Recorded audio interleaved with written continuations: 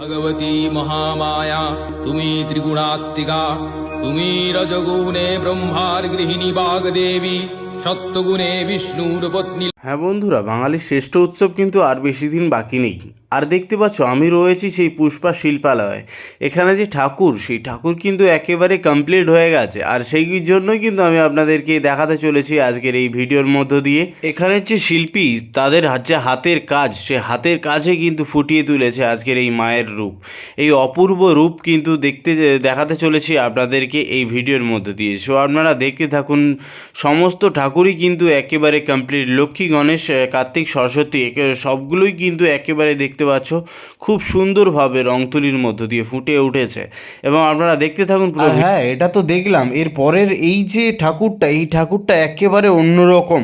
So সেটাই আপনাদেরকে দেখাতে চলেছি। এখানে কিন্তু রয়েছে 5টা দুর্গা, আর সেই 5টা দুর্গার রূপ কিন্তু একটা ফ্রেমের মধ্যেই রয়েছে। শুধু 5টা রূপই নেই, তার সাথে সাথে রয়েছে লক্ষ্মী, গণেশ, কার্তিক, সরস্বতী, সবাই কিন্তু রয়েছে ওই একটা ফ্রেমের মধ্যে। আর যে ঠাকুরটা একেবারে অন্যরকম ঠাকুর।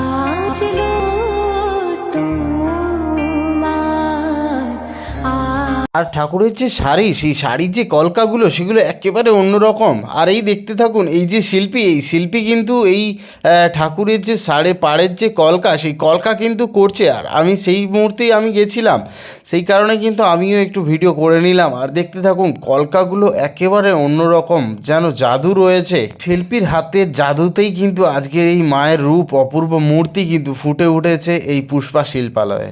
আর এই পুষ্পা শিল্পালয়ের নাম তো আপনারা আগে শুনেছেন হয়তো। এইখানে যে ঠাকুরগুলো হয়েছে একেবারে অন্যরকম ঠাকুর, এবং শাড়ির যে ডিজাইন, যে কলকা, সেই কলকা কিন্তু একেবারে অন্যরকম। সেটাই আপনাদেরকে দেখাতে চলেছি এই ভিডিওর মধ্য দিয়ে। আপনারা দেখতে থাকুন। এই যে দেখতে পাচ্ছেন, এই যে শাড়িটা, হ্যাঁ, এটা যেন একেবারে দেখে মনে হচ্ছে অরিজিনাল শাড়ি। সত্যিই কিন্তু একেবারে অরিজিনাল।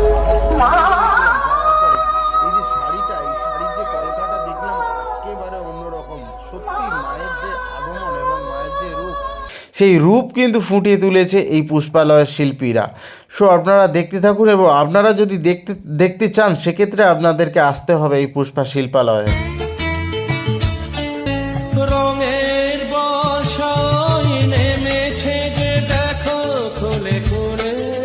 মঞ্চেই কিন্তু রয়েছে আমাদের কুমারটুলি কৃষ্ণনগর। কারণ দেখতে পাচ্ছেন, সেই কৃষ্ণনগর এবং কুমারটুলির যে ঠাকুরের প্রতিমা, সেই প্রতিমার কিন্তু একেবারে টেক্কা দিতে আজকের এই শ্যামগঞ্জের যে পুষ্পা শিল্পালয়, সেই পুষ্পা শিল্পালয়ে কিন্তু তৈরি হয়েছে আজকের এই দুর্গা মূর্তি।